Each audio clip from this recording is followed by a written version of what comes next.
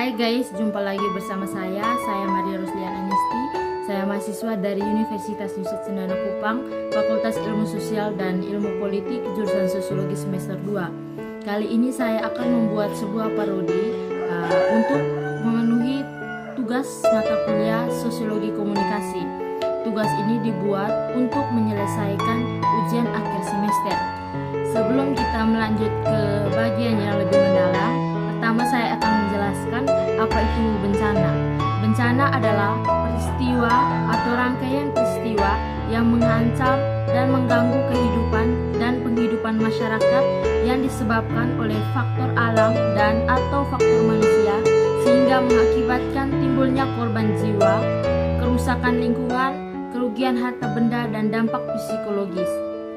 Kerusakan lingkungan, bencana alam adalah bencana yang diakibatkan oleh peristiwa atau serangkaian peristiwa yang disebabkan oleh alam antara lain berupa gempa bumi, tsunami, gunung meletus, banjir, kekeringan, angin topan, dan tanah longsor. Berikutnya saya akan menjelaskan jenis-jenis bencana alam. Yang pertama, gempa bumi. Gempa bumi adalah getaran atau guncangan yang terjadi di permukaan bumi yang disebabkan oleh tumbuhan antara lempeng bui, patahan aktif, aktivitas gunung api, dan runtuhan batuan. Yang kedua, erupsi gunung berapi.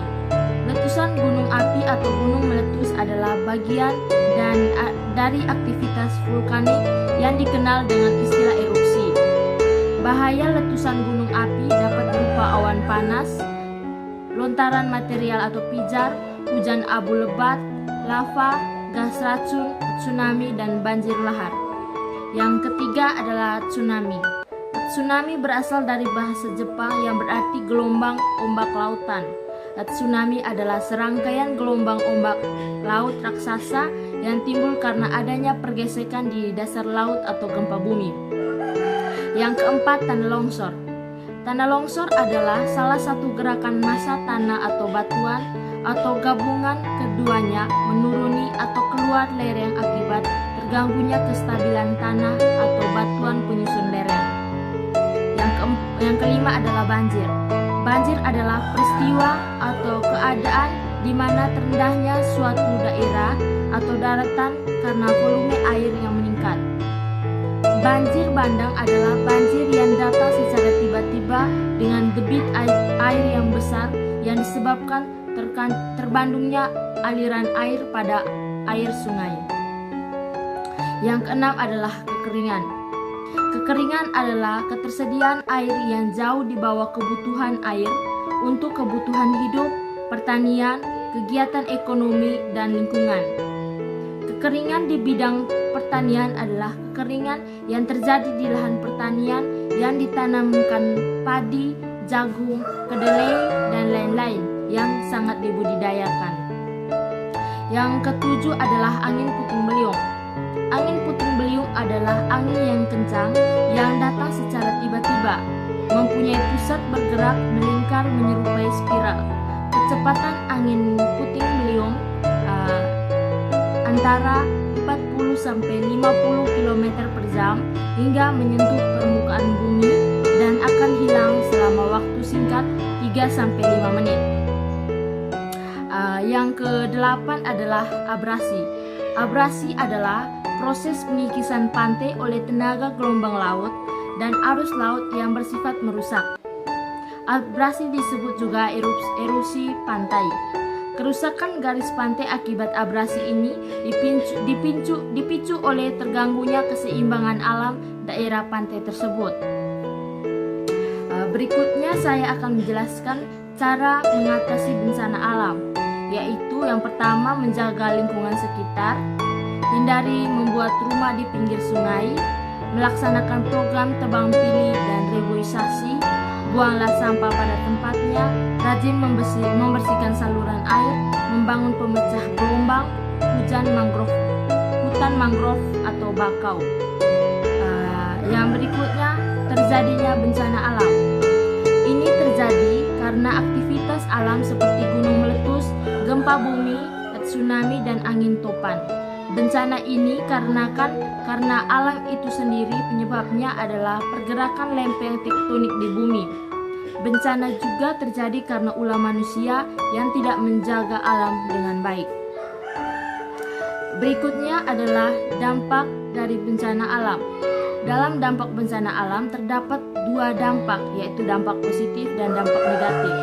Dampak positifnya bagi lingkungan alam seperti terbentuknya ekosistem baru karena munculnya daratan baru dan pelembapan pantai serta suburnya tanah karena letusan gunung.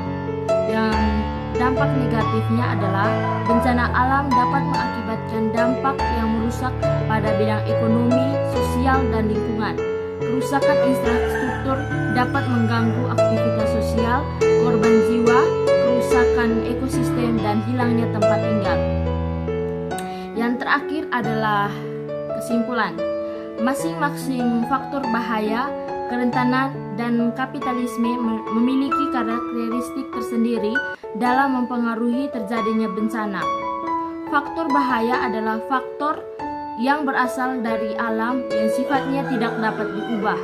Sedangkan faktor kerentanan dan kapasitas adalah faktor yang berasal dari penduduk setempat yang sifatnya dapat diubah. Faktor bahaya dan keberantaan adalah faktor yang dapat meningkatkan tingkat risiko bencana. Sedangkan faktor kapasitas adalah faktor yang dapat memperkecil tingkat risiko bencana.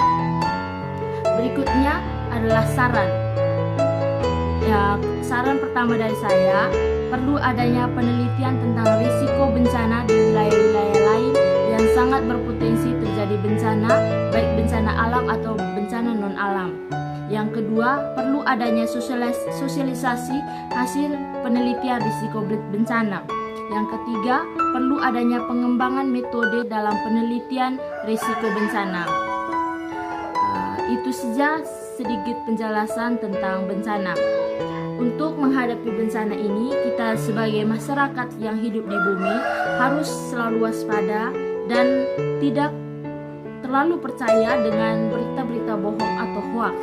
Di sini kita harus melihat atau mencari tahu sendiri berita kebenaran dari bencana tersebut sehingga tidak terjadi apa-apa dengan kita.